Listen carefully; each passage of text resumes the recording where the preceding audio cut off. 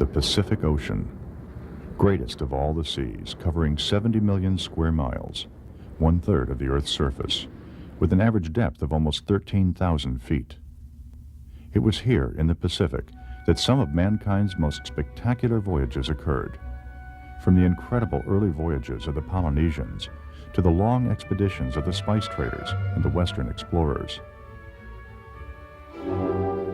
But mankind's voyages pale in comparison to those of other, older seafarers. Navigating without instruments, they routinely cross thousands of miles of open ocean, twice a year, every year of their long lives. These are the great whales, Megaptera novangliae, more commonly called humpbacks. They are creatures of two entirely separate worlds, one of ice and one of sun. Many of these giants were born here in the Hawaiian Islands, where they spend half of each year before returning to their feeding grounds in the icy north. Despite years of intense research, their lives remain shrouded in mystery, and we, the surface-bound, can only marvel as they continue along the path they have followed for tens of millions of years.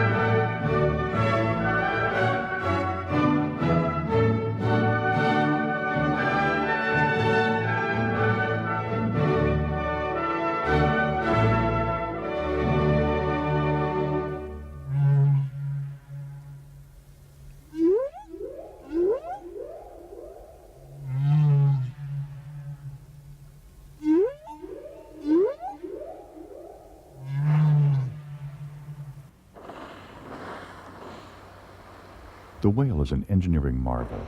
This great streamlined body, which glides effortlessly through the water, is propelled by an impressive tail that is incredibly powerful, yet remarkably graceful. Whales can navigate across thousands of miles of open ocean, or find food in the murkiest of waters. They can communicate with each other over vast distances. Although whales must breathe air from the surface, they can dive to incredible depths, remaining submerged for long periods of time. And their ability to survive in frigid waters without any fur or hair on their sleek bodies is unparalleled among mammals. Whales and dolphins, or cetaceans as they are collectively known, are warm-blooded mammals that manage to maintain a steady body heat of about 100 degrees Fahrenheit, despite living in water that is rarely warmer than 75 degrees, and which may be close to freezing. Swimming in the subarctic is no simple feat. A human being could not survive for more than a few minutes in these waters. Cetaceans have evolved several mechanisms which allow them to not only survive, but to actually thrive in these conditions. Their most obvious and well-known feature is the layer of blubber just under their skin. In some whales, this layer may be up to 20 inches in thickness. The great size of many cetaceans also helps. A larger body means less surface area and less heat loss. Those parts of the body which do not have blubber, such as the fins and the tail flukes, are relatively small. But these things are still not enough, because even skin and blubber need blood, and any blood coming near the body's surface will quickly lose its heat to the surrounding water. The answer lies in an ingenious heat conservation system which cetaceans have evolved over the millennia. Within their layer of blubber is a fine network of tiny blood vessels which surround the arteries and serve as a very sophisticated countercurrent heat exchanger. These veins cool the blood leaving the heart and warm the blood which is returning, greatly reducing overall heat loss. We usually spot a whale by its telltale spout or blow. A whale can clear its lungs in less than half a second, exhaling a 20-foot-high spray at nearly 200 miles per hour. Although most cetacea have a relatively low lung capacity, their breathing efficiency is nearly 90%, as compared to only 10 or 15% for land mammals. Whales are able to store oxygen within their muscle tissues. This enables them to remain underwater for long periods of time. Sperm whales can remain submerged for more than an hour at a time, diving more than half a mile below the waves. A whale's body is wonderfully streamlined and flexible. It is the complex product of an evolutionary history that began millions of years ago. Dr. Lawrence Barnes is an author and a leading expert on the evolution of whales. For a very long time, whales were thought to be fishes because they live in the ocean, they swim, and they have elongate, streamlined bodies. However, just like we human beings, whales are in fact mammals. They have warm blood, they have hairs on their bodies, and they give birth to live young, which they nurse with milk which they produce in their bodies. Now, if we look inside of a whale, the skeleton has structures that we see in all mammals, but there are some very interesting differences. The nostril, for example, has moved back to the top of the head, and this allows it to breathe more easily at the surface. The eye is set very far on the side of the head. Now, the front leg is changed into a flipper for swimming, and the hind leg has disappeared almost entirely. And in fact, in a dolphin, this is all that remains of the pelvis. Whalers of old called this whale the humpback because of the severe arch its back makes before a dive. Humpbacks belong to that group of whales known as mysticetes, or baleen whales. Among others, this group includes the gray whale and the great blue whale, the largest animal that has ever lived on Earth.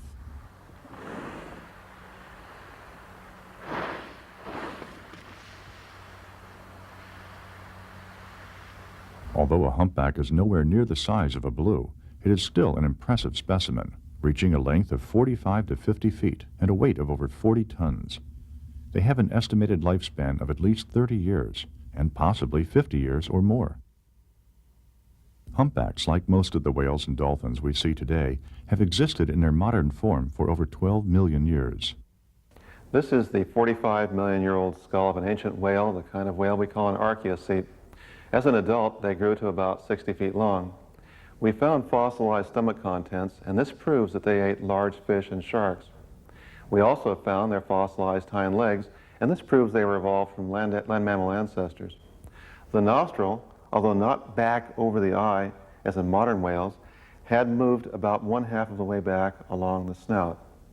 The teeth are very long and pointed up front and are serrated in the back, and these are derived from their immediate ancestors.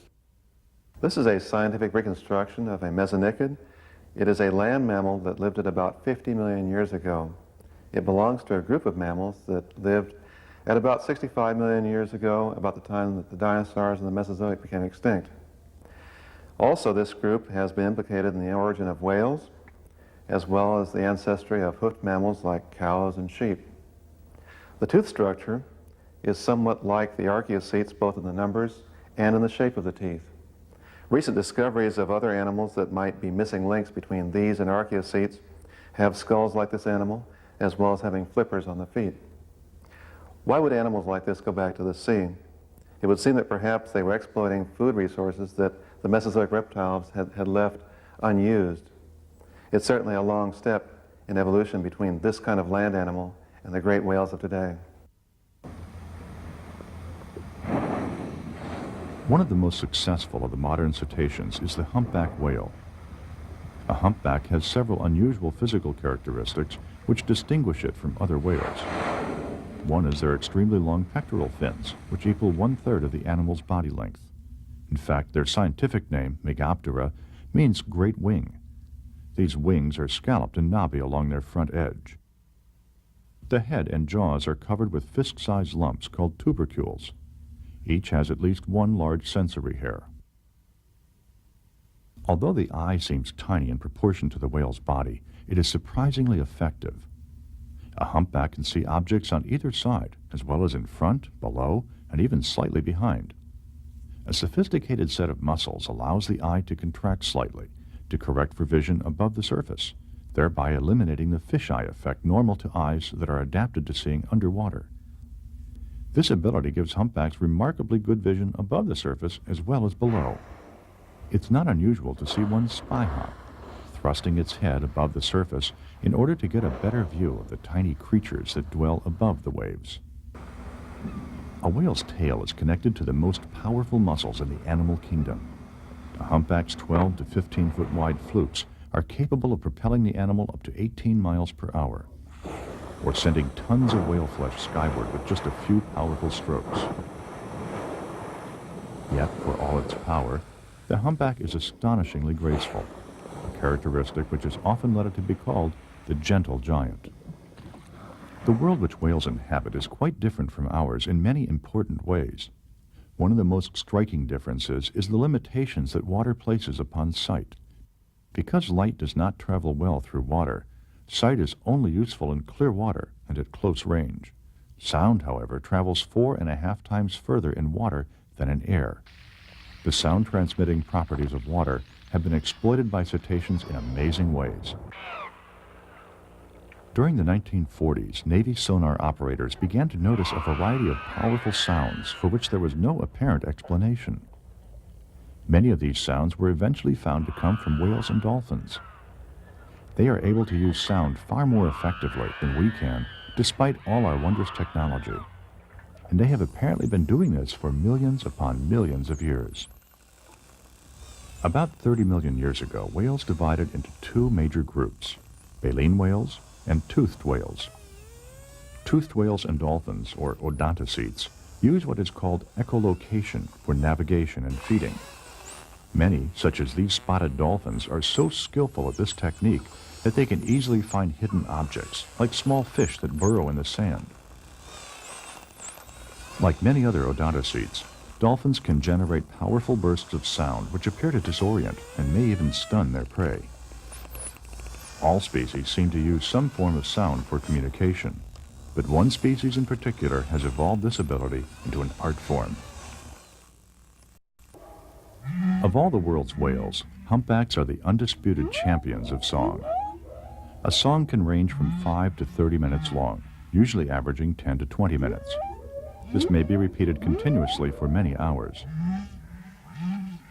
The songs can carry for great distances through the water. The lowest frequency sounds travel 100 miles or more.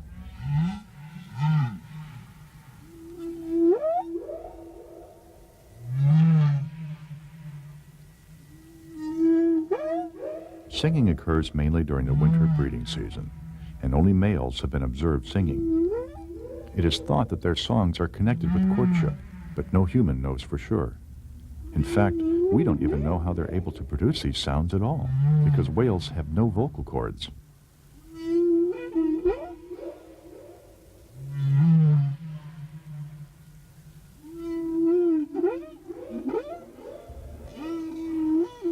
All of Hawaii's humpbacks sing the same basic song, each with his own individual style. But the song itself is constantly changing, and all of the whales within the same geographic region change their songs in the same way. In the early 80s, researchers were shocked to learn that humpbacks in Baja California sang the same songs as the humpbacks in Hawaii, despite being separated by thousands of miles. They began to wonder if the two population groups were somehow exchanging songs. It's now known that whales off the coasts of Asia and Japan also sing songs which are similar to those of Hawaii and Mexico. Although it's still not clear just how this interchange occurs, we do know that individual humpbacks travel between these three areas. How do we know this? It's a story that began with a tale. As the whales sound, their tail flukes raise high into the air. The underside is covered with a pattern of markings, ranging from all black to all white. Each pattern is unique to the individual, much like a human fingerprint. Scars and other markings further aid identification. Photographs like these help researchers to track the movements of specific individuals. This is the keystone to humpback research because it enables scientists to compile life histories on individuals. Tracking these individuals between Hawaii and Alaska helps to establish the migration patterns of the humpback whales. Each spring, Hawaii's humpbacks depart for their feeding grounds high in the North Pacific. The exodus begins in late March, although a few linger here as late as June. The journey will take nearly 2 months to complete. How they are able to navigate across thousands of miles of deep open ocean in all sorts of weather is just one more unanswered question in the lives of these mysterious creatures.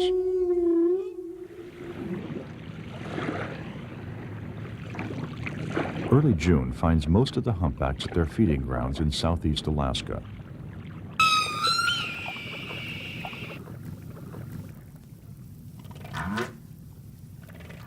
Adult humpbacks consume as much as a ton of food each day, and they're definitely not quiet diners. The feeding grounds resound with racket, some of which appear to be segments of the whale song itself. The subarctic waters are a nutrient-rich soup of both phytoplankton and zooplankton, tiny animals and plants whose populations explode during the long summer days. The diet of a humpback whale consists mainly of various small schooling fish like capelin and herring, as well as large zooplankton called krill.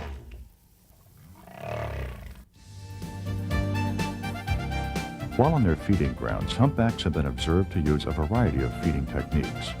These can include tail slaps, peck slaps, and thunderous breaches, which may serve to hurt or even disable their prey.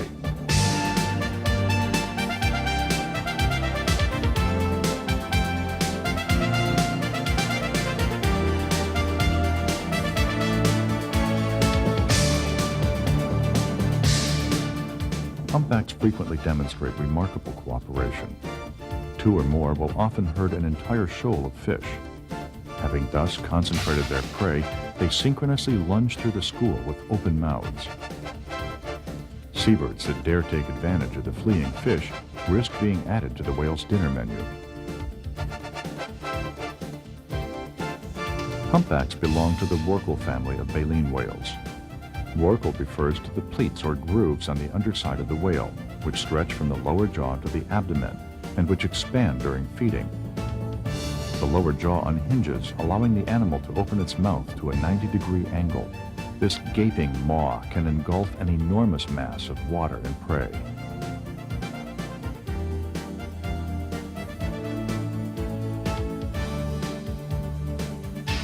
Perhaps their most intriguing method is the use of a bubble net. In this case, one or two individuals dive below a school of fish or a concentration of krill and blow a stream of bubbles while spiraling upwards. These bubbles form a circular net which frightens the fish, causing them to concentrate in the center, just as the hunter lunges to the surface with its enormous mouth wide open. Now it must separate its dinner from the seawater, a problem which it has solved in a most unique way. Humpback whales do not have teeth as we know them. Instead, what they have is plates of baleen. These are baleen plates from an adult humpback whale, and they're made of the same material as our fingernails. When the animal feeds, it pushes the water out between the plates, and then the food, which are arthropods and small fishes, krill and such, are caught on the inside of this surface. The Alaskan summer is short, but the days are long. Each adult will gain many tons, alternately feasting on the abundant sea life and lazing about on the surface.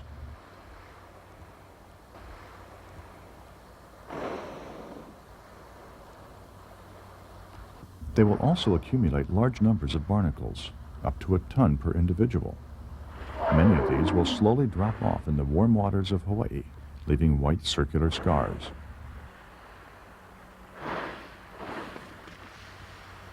By fall, fat and full and spurred on by the encroaching ice, the humpbacks embark upon their long return journey to Hawaii.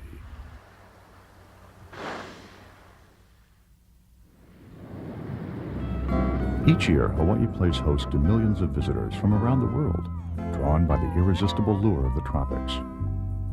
Humpbacks probably come here for many of the same reasons that people do: warm sun, gentle breezes, clear water, and hopes of a torrid romance.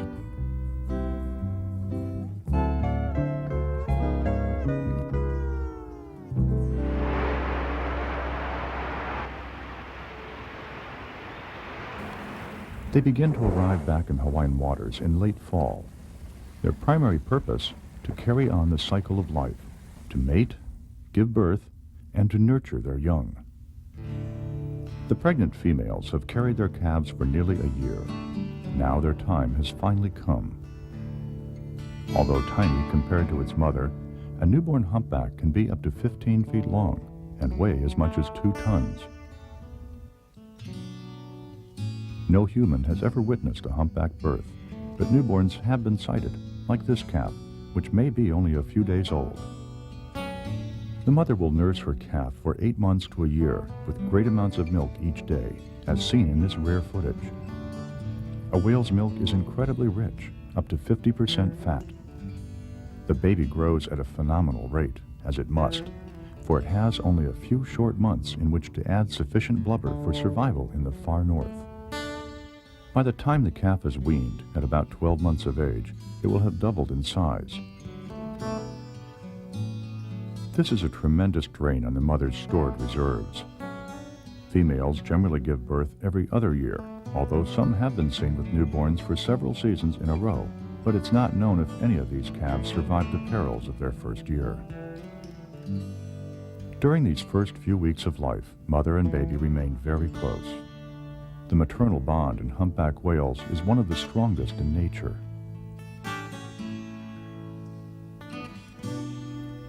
She will frequently support her baby on her broad back or with the tip of her giant pectoral fin. Unlike other mammals, whales only breathe voluntarily. That is, they must think about breathing, and do so only on purpose. This is the first skill that baby must master.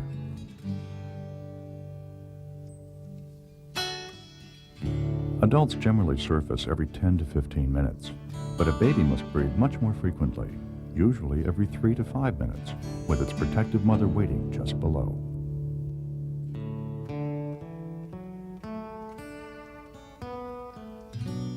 There's not much food for humpbacks in the deep, clear waters of Hawaii, so the adults will fast the entire winter, burning up tons of body fat in the process. But this is not such a bad trade-off, because they need less insulating blubber in Hawaii's warm waters, and the sexually active adults are preoccupied with other matters. Also, less food means fewer predators, which makes Hawaii an ideal nursery. Although the Hawaiian archipelago is surrounded by extremely deep water, there are many areas near shore that are relatively shallow and well sheltered. This is particularly true of the channel bounded by the islands of Maui, Molokai, Lanai, and Kaho'olawe. Most of this area has been designated by Congress as the Hawaiian Island Humpback Whale National Marine Sanctuary. Here, the safety and privacy of humpback whales is strictly guarded. This is necessary because there is strong evidence that human activity can disrupt the developing calf. Just like human babies, little humpbacks require plenty of rest. With their arduous northern journey so near, their lives literally hang in the balance. Hannah Bernard is a conservation biologist and educator. Sanctuary here in Hawaii is designated specifically to protect humpback whales because this is the major breeding grounds for the humpbacks in the whole North Pacific Basin. It's the only place in the U.S. where there's a major breeding grounds for a species of whale. Experienced research teams, such as the Hawaii Whale Research Foundation, under the direction of Dr. Dan Selden, find Hawaii an ideal place to study the humpback whale. Only accredited researchers are allowed to approach the whales here, and even they are subject to strict federal regulations. Every effort is made to avoid disturbing these great creatures.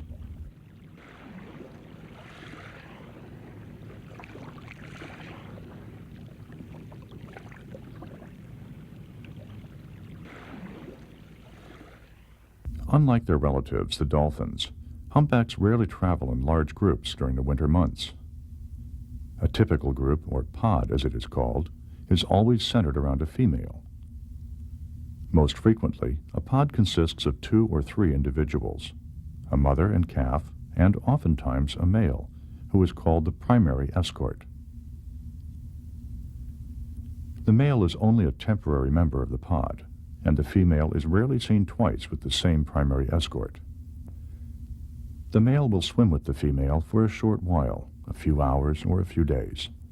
During this period, he will attempt to keep all other males away from her. Although humpback mating has never been observed, it almost certainly occurs during this time, probably preceded by a courtship display of majestic grandeur.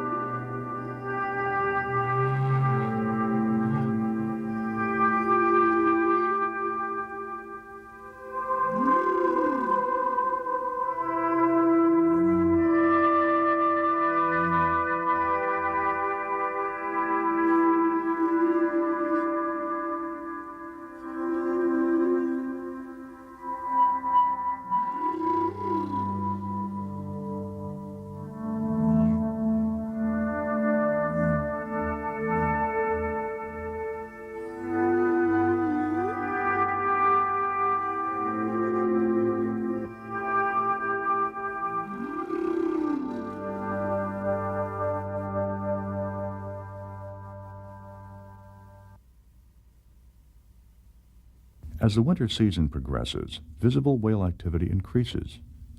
The developing calves are just as rambunctious and curious as any other youngsters. Although the adults are fasting, some of their actions resemble feeding activity. Nobody really knows what this means, although it's been conjectured that peck slaps may be a mother's way of warning boats away from her calf. And breaching, which is so common during the winter, may be used to dislodge barnacles.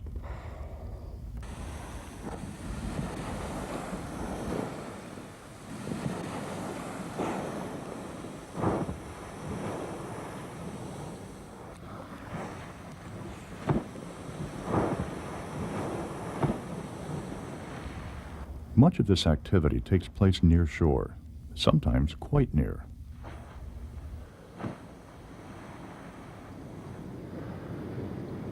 Whale watching has become a major industry throughout Hawaii, especially off the western shores of Maui. This is an ironic turn of fate, because Hawaii was once a major center for the whaling industry, a fact that is especially evident in the little town of Lahaina, Maui.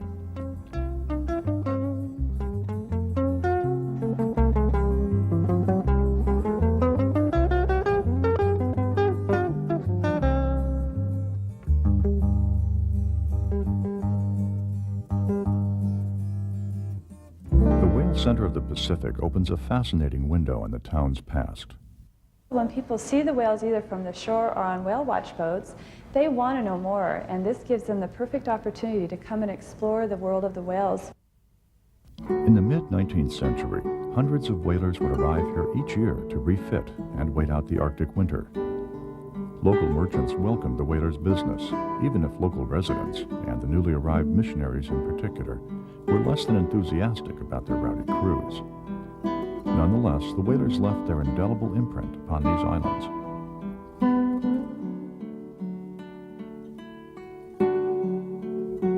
Whaling was characterized by brief periods of frantic activity, interspersed with long periods of boredom. A man had plenty of time on his hands for the painstaking art of scrimshaw, and each completed piece meant a little extra cash at the next port of call. Whaling continued to increase until the discovery of cheap oil distilled from petroleum. When the whaling fleet was wrecked during the disastrous 1878 expedition, it was never fully rebuilt, although whaling did continue until modern times. Now, eager eyes once again scan the horizon for that telltale spout. But humpbacks are now being sought by their fans, and the lucky ones get quite a show. But sometimes you have to wonder just who is watching whom. Whales are coming closer to boats here in Hawaii more frequently. We're seeing whales approach us, and we're not sure exactly why they're approaching the boats. It could be that they're initially attracted to the sound of the boat's engine. Now, boats' engines operate in the same frequency of sound that whales communicate in, so they could be attracted to the engines. However, once they get to the boat, quite often the engine is cut and there's no sound except human voices. We've seen instances where whales here in Hawaii will stay with boats for hours. Oh, look at her. She's looking right at us. Beautiful. Look at her eye. Oh, my God. She's so beautiful. You guys oh, we love you. Yes. Captain Mike Turkington has been watching these whales for 15 years. I'm sure they can feel the energy of human beings up on top of the boat, especially when you got 40 people up on the boat standing on the rail looking over at these whales as they come up. I think they really enjoy that as much as we enjoy seeing them. People I've talked with, been with, have been deeply moved. They've been touched in their hearts because these are giant creatures that are expressing a gentle interest in us. There's obviously something about us that draws them to us. Whether it's just curiosity, whether they would like to try and communicate with us, we don't know. One of the first times I saw a whale was back in the early 70s, and it was just incredible to see the whale come up out of the water, breaching. At that time, it was like, wow, what is this, man? It's so big.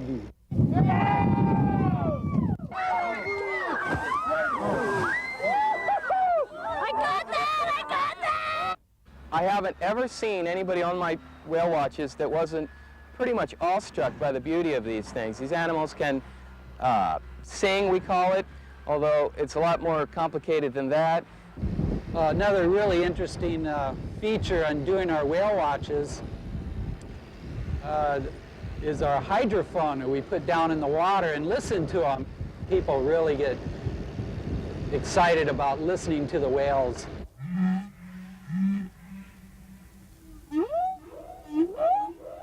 Winter is the season of courtship and song. It is a time for solitary males to take up their positions and to begin their unearthly serenade for the objects of their desire. But finding a female is only the beginning. Aggressive encounters between the primary escort and other males are likely to result. The sound of these battles can be heard for miles and may attract a stream of other males who join in the fray. It's not unusual for a dozen or more males to pursue a single female, attempting to displace her primary escort. This is called a surface active or rowdy group. This activity gives lie to the term gentle giant, as the huge males thrust at each other with their enormously powerful tail flukes, blowing bubble screams, lunging, and even ramming one another with their massive heads. The razor-edged barnacles, which were picked up during the summer in Alaska, have now become weapons. The results can be bloody. But the intruders rarely manage to displace the primary escort. Sooner or later, the other males lose interest, leaving the mother, calf, and her suitor to swim away.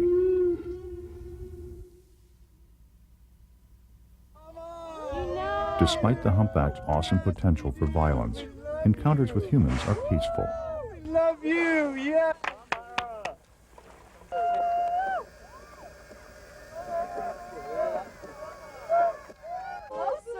They're so big they could do anything they want, but they just come up and they're curious and they look at you and you want to go over there and pet them. They're so big.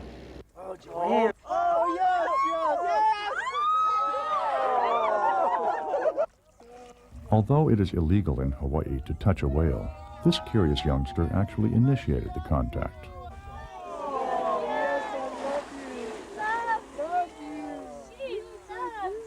And more we're seeing whales drawn to people. Whales are, especially here in Hawaii, since we are not allowed to approach within 100 yards of them, they are the ones that are taking the initiative to approach us.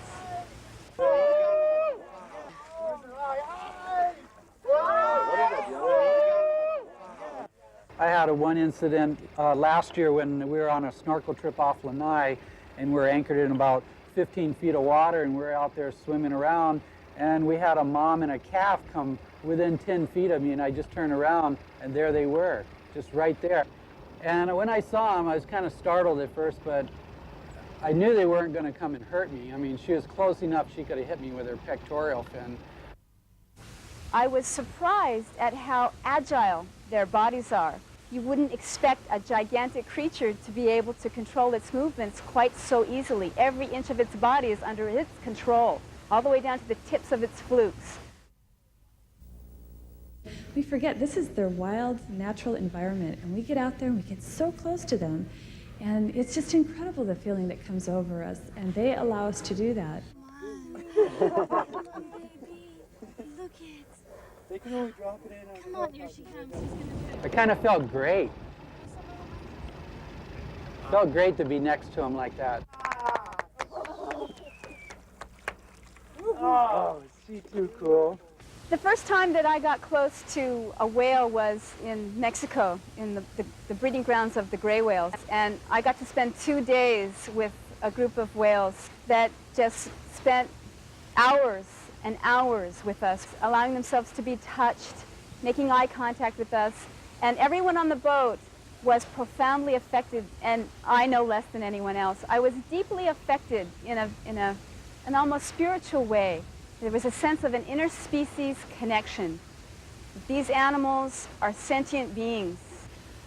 One of the women on the boat said the experience for her, which I think she spoke for all of us when she said this, was like looking into the eye of God.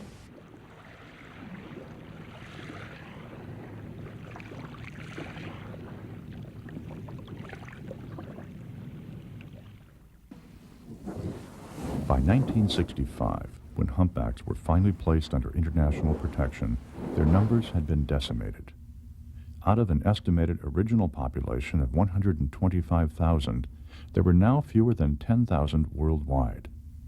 About a quarter of these are believed to live in the northern Pacific.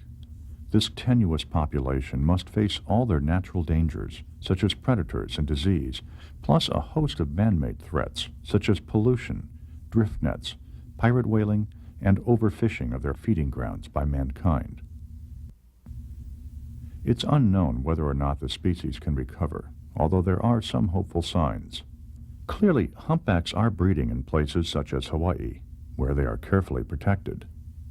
But in order to complete the cycle of life, these new whales must survive the first 4 to 6 years of life until they become sexually mature and able to carry on their species. Their endangered status means if we don't intervene, that they very likely will go extinct within our generations. And I think they're worth protecting, and they're worth our best effort to try to do so. We do have a tourist-based economy here, and the more we have people interested in seeing these animals and going out in their breeding grounds, the more there's going to be a need to watch that we don't disturb them. They'll need extra assistance in protecting them from us, from our love of them. We'll love them to death. They are really the gentle giants out here, and it's great to see them every year, and we'd hate to have them not come here. Mama. Oh, where are you? Here. See these, please? I can't imagine now living here in Hawaii, looking out during the season, waiting for them to come, first of all, then having them arrive, the excitement that fills the air when people know that the whales are there. I can't imagine a world without that kind of excitement and joy that we get when the whales arrive, and the sadness too when they depart. What they're teaching us is that if we don't stop and look at what we're doing, they won't be here anymore for our children, our grandchildren. The ancestors of humpback whales go back to the age of the dinosaurs. What mysteries could they reveal to us, the newcomers here? What secrets are contained in their hauntingly beautiful songs? The truth may surpass our imagination. It is the responsibility of all humans, everywhere, to ensure that they do survive. For a world without these magnificent creatures is unthinkable. We must ensure that their song is carried on throughout the ages, for the benefit of our children and theirs.